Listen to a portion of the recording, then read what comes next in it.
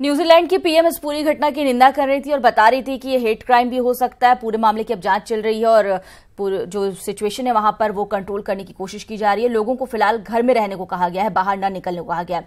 अगली खबर की बात करते हैं। मुंबई से खबर है, फुटओवर ब्रिज का स्लैब गिरा है। यहां बीएमसी और रेलवे अफसरों पर केस दर्ज किया गया है। मृतक आश्रितों को 5-5 लाख का मुआवजा दिया गया है। मरने वालों में जीटी अस्पताल की 3 नर्स हादसे में की उच्च स्तरीय जांच की जा रही है। हादसे के बाद पूरा ब्रिज तोड़ा गया है। बीते साल ब्रिज का स्ट्रक्चरल ऑडिट हुआ था। लापरवाह अफसरों पर एक्शन होगा, ये सीएम ने कहा है। कांग्रेस ने रेल मंत्री का इस्तीफा इस पूरी घटना के बाद मांगा है। कि बड़ा हादसा हुआ है, बड़ी घटना हुई है, उसके बाद अब रेल मंत्री का इस्तीफा मांगा जा रहा है। मुंबई में फुट ओवर ब्रिज है ये, जिसका स्लैब गिर गया है और बीएमसी और रेलवे अफसरों पर केस दर्ज किया गया है। मृतक आश्रितों को हालांकि 5-5 लाख का मुआवजा देने का ऐलान कर दिया गया है। मरने वालों में जीटी अस्पताल के 3 नर्स भी शामिल है। हादसे की उच्च स्तरीय जांच के आदेश दे दिए गए हैं और साथ ही बीते साल ब्रिज का स्ट्रक्चरल ऑडिट हुआ था, ये सीएम ने कहा है। लापरवाह अफसरों को किसी भी हाल में छोड़ा नहीं जाएगा, उन पर एक्शन लिया जाएगा। इस बीच कांग्रेस ने रेल मंत्री का इस्तीफा मांगा है।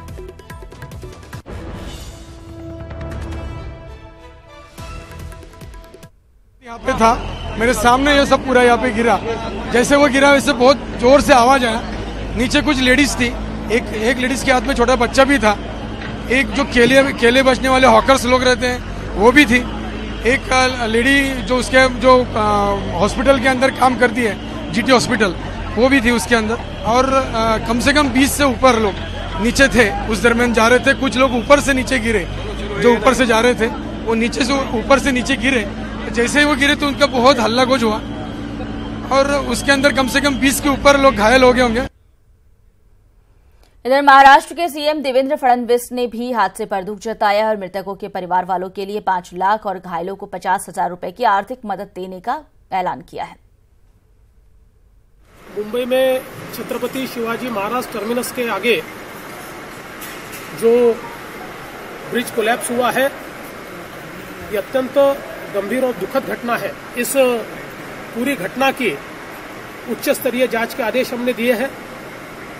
विशेष रूप से जो मैंने जानकारी मुंबई महानगर पालिका के आयुक्त से प्राप्त की है, उसमें करीब 1980 में इस ब्रिज का निर्माण हुआ था और पिछले साल जब मुंबई में दुर्घटना हुई थी उस समय सारे फुटओवर ब्रिज, चाहे वो रेलवे के हो चाहे महानगर पालिका के हो, इनका एक स्ट्रक्चरल ऑडिट करने का आदेश दिया गया था और इस पुल का भी स्ट्रक्चरल ऑडिट किया गया था। और जो जानकारी मुझे कमिश्नर ने दी है उसमें इसको स्ट्रक्चरल ऑडिट में फिट पाया गया और कुछ माइनर रिपेयर्स कहे गए थे।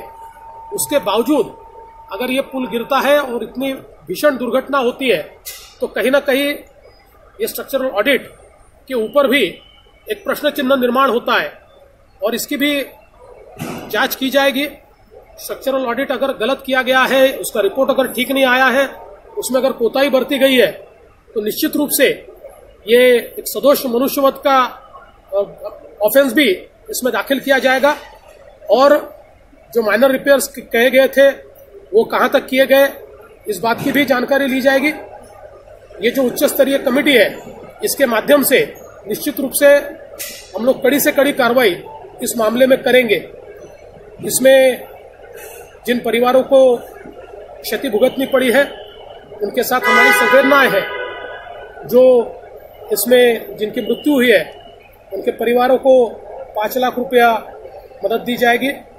जो जख्मी है उनको 50,000 रुपया मदद दी जाएगी और साथ साथ उनका जो मेडिकल का सारा खर्चा है वो भी सरकार की ओर से दिया जाएगा। हमारे साथ इस वक्त मुंबई से प्रशांत पांडे फोन लाइन पर जुड़ गए हैं अपडेट के साथ। प्रशांत, वाकई में एक बड़ी लापरवाही है ये, जिसका खामियाजा लोगों को अपनी जान देकर चुकाना पड़ा है। घायलों की संख्या के बारे में क्या बताया जा रहा है, कुछ अपडेट किया गया है इस पूरे मामले को लेकर? और जी बिल्कुल, देखिए आंकड़ा एकदम स्पष्ट कर दिया गया है कि इस पूरे हादसे में 3 पुरुष 3 महिला यानी कुल मिलाकर 6 लोगों की मौत हुई है और 33 लोग जो है अभी जीटी और सेंट जॉर्ज, ये 2 ऐसे अस्पताल हैं जहां पर उन्हें भर्ती कराया गया, वहां उनका इलाज चल रहा है। कुल मिलाकर मैं आपको बताऊं कि ये जो ब्रिज है मैं आपको दिलाऊंगा याद, ये इसका 2 हिस्सा है। एक हिस्सा जो है कामा हॉस्पिटल की तरफ खत्म होता है, दूसरा हिस्सा सीधा प्लेटफॉर्म नंबर 1 पे खत्म होता है। और इसी बात को लेकर विवाद चल रहा था रेलवे प्रशासन और मनपा के बीच। मनपा कह रही थी कि ये इनके अंदर नहीं आता है, और रेलवे का भी यही कहना था कि इसकी जिम्मेदारी मनपा की थी। यानी दोनों अपना पल्ला झाड़ रहे थे। लेकिन सुबह जब सारी चीजें स्पष्ट हुई तब मनपा ने माना कि ये ब्रिज जो है बीएमसी के अंदर आता है, बीएमसी की जिम्मेदारी थी। और इस ब्रिज को लेकर मैं आपको बता दूं कि इस ब्रिज को 80 के दशक में बनाया गया था, और उसके बाद 2016 में इसकी एक छोटी सी मरम्मत की गई थी और इसे पेंट किया गया था।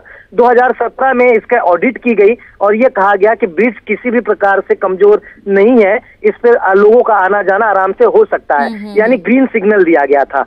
और मैं बात करूं इसी दिसंबर 2018 की, तो उस वक्त बीएमसी की तरफ से एक निवेदन निकाला गया था कि इस ब्रिज की मरम्मत की जाए क्योंकि हालत खस्ता है। लेकिन स्थायी कमेटी में उसका निवेदन अभी तक पेंडिंग रहा है और उसकी मरम्मत नहीं हो पाई, जिसके चलते ये बड़ा हादसा हुआ है। ये बातें एकदम स्पष्ट हो गई है, जिम्मेदारी पूरी तरह से बीएमसी यानी मनपा के ऊपर गई है। इसी बात को ध्यान में रखते हुए मुंबई पुलिस ने धारा 304A, मैं आपको बता दूं गैर इरादतन हत्या का एफआईआर लिया गया है, जो नॉन वेलेबल ऑफेंस है। और इस सेक्शन के चलते अगर दोषी कोई पाया जाता है जांच होने के बाद, तो उसे 3 साल से लेकर 10 साल तक के जेल की सजा हो सकती है। यानी ये प्रावधान है उस लॉ के अंदर। और कुल मिलाकर मैं आपको बताऊं, ये पहला बार हादसा नहीं है कि जब मुंबई करों को बीएमसी या प्रशासन की लापरवाही के चलते अपनी जान गंवानी पड़ी है। इसके पहले में अगर 2017 की बात करूं, थोड़ा मुड़कर पीछे देखें तो इस तरह की घटनाएं होती रहती हैं, लेकिन अंकुश नहीं लगता।